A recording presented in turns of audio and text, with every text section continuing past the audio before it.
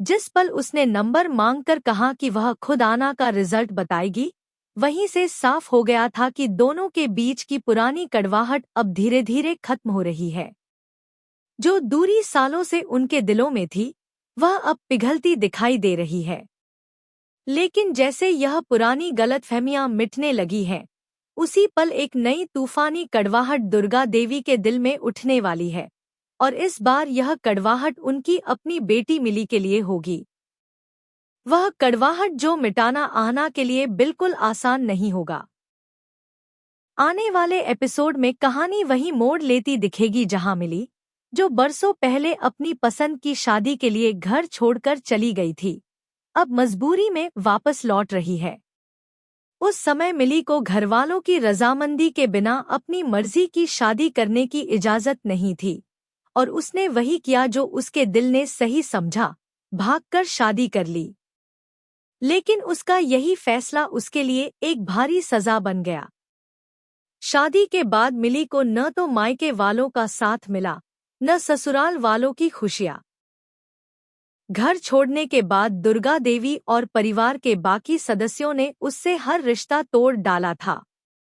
कई साल तक मिली ने अपने मायके की तरफ देखा तक नहीं, क्योंकि उसे पता था कि उसे इस घर में कदम रखने की इजाजत नहीं है। लेकिन अब हालात ने उसे वहीं वापस ला खड़ा किया है जहां से वह कभी चली गई थी, उस घर के दरवाजे पर जहां उसकी मां का प्यार नहीं, बल्कि नाराजगी खड़ी है। मिली की जिंदगी में आई सबसे बड़ी मुसीबत ने उसे तोड़ दिया है। उसके पति का देहांत हो चुका है और मिली के ससुराल वाले उसी को कसूरवार ठहरा रहे हैं। उसे घर से धक्के मारकर निकाल दिया गया, जैसे वह कोई बोझ हो, कोई गलती हो, जिसे उठाकर बाहर फेंक दिया जाए।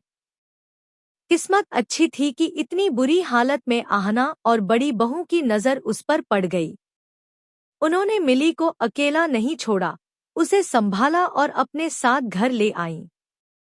लेकिन घर लाना आसान था, पर दुर्गा देवी का सामना करवाना नहीं।